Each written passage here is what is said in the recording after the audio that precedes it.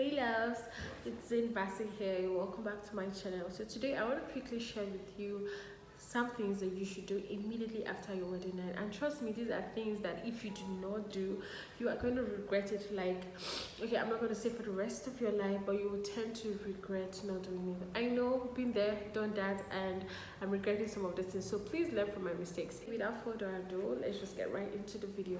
Number one thing I feel that you should do immediately after your wedding night is to send thank you messages to everybody, like everybody you invited.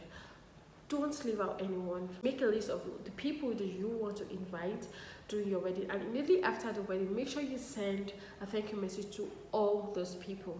After my wedding, somehow, some way, I forgot to say thank you to some people. Some people overlooked it, but not everybody did. Recently, I reached out to one of the people that I forgot to send a thank you message to, and it so happened that I wanted a favor from him. He's one of my dad's old-time friend, so I wanted a favor from him. And when I went to WhatsApp, I just noticed that, oh, I have not sent this man a thank you message. Honestly, I thought he was just going to overlook it. And then I went ahead, hi uncle, thank you once more for coming to my wedding. I'm so sorry I got carried away. I thought I sent you a thank you message. Please forgive me. I would like you to help me. Guess what? Till today I'm talking to you, my message has been read but has not been replied. I mean, he is online every day, but he is not saying nothing. I thought, okay, maybe he didn't see the message. I went as far as calling him, and he didn't take my calls, neither did he return it. So that is like a destroyed relationship. So please make sure to send everybody a thank you message, so you don't ruin a long-time relationship, so you don't ruin your relationship with people. Trust me, I'm still regretting it. If I had the way to turn back the hands of time and correct that wrong, I would. Now, the number two thing you need to do immediately after your wedding is to change your surname in every of your accounts. I'm talking about your bank account, your PayPal account, your online transaction account, and all of that. Make sure to change your name, because this can cause a whole lot of complications. In December, I wanted to order some items from an online store, and I still had my maiden name in that platform. And then I went ahead to order the products, and then when the products got to me, I had big issues receiving them, because when I presented my new ID, it said Zin Bassi, Amazing Bassi, and with the name that I had there on the platform was my maiden name, Amazing Wachuku. Trust me when I said this caused a whole lot of issues. It took about 3 days for them to rectify and to believe me. So it was after the whole issue, I just had to go online and change all my identities to my husband's name. So this is something you should do. You don't just do it by writing your new surname. Make sure you do change of name, you swear affidavit and all of that. It's a very long, tiring process, but trust me, it's something you want to do to avoid complications in the future. The number three thing you should do immediately after your wedding, which is very important, is to have time for your friends. Please make sure you have time for your friends and your family. After my marriage, I didn't even have time for, like, I was so caught up in the moment, and I just noticed that I was spending all of my time with my husband. I didn't even have time for my mom.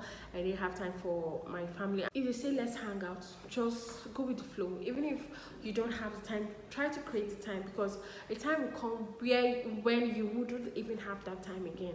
So you're trying to adjust into this new married life, and before you know it, days go by, weeks, months, and all of a sudden your friends stop calling you. Oh, she has gotten married, maybe she doesn't have her time again, blah blah blah. And as much as possible, just immediately after your wedding, a week or 2 or 3 weeks, dedicate it to your friends and family, because trust me, after that time you may not have time to visit your friends or visit your family.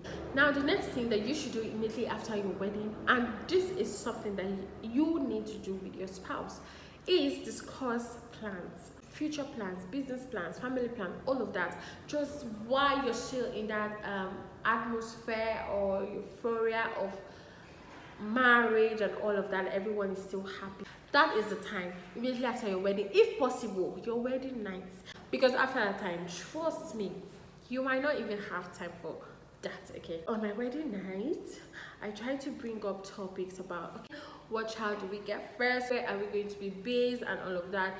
I noticed that he was going with the flow. We were talking, we were chatting, we even talked till we slept off. And the little we talked about is what we have been putting into practice.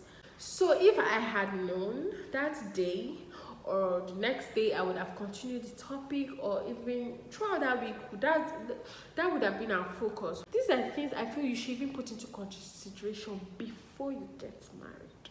But depending on your spouse, depending on the kind of spouse you have, but I think my own spouse is someone that likes to live in the moment. So he's not someone that plans ahead, he just goes with the flow. So yeah, that one is dependent on your spouse, sha. But as much as possible, try to talk at length as much as you can about these things, because trust me, if you don't talk about it before the wedding or just immediately after the wedding, you might not even have time to talk about it again, and then you just begin to go with the flow. It's fine if you can go with the flow and it works well. So that one is kind of dependent on how your spouse thinks or how your spouse sees things. So the next thing that you should do is to change your name in every social media platform. Please, by all means, do this. This might not seem important, but trust me, it's something you have to do if you want to be respected. You see these Facebook people, I keep saying it, that Facebook people, they come from another different kind of world. Like, they just keep shooting their shots. So as much as possible, try to make it known that you are married. Try to make it known that you are no longer available. Change your relationship status from single or from in a relationship to married. It creates some kind of boundaries. Oh, this person is no longer single, I don't have to shoot my shot again. Except for the stupid words, as in the stupid senseless ones that they'll see you are married, they'll see your wedding picture, they'll see you've changed your surname, they'll see that you have changed your relationship status, but they are still shooting their useless shots. Those ones have spiritual problems. Just as much as possible, try to block them.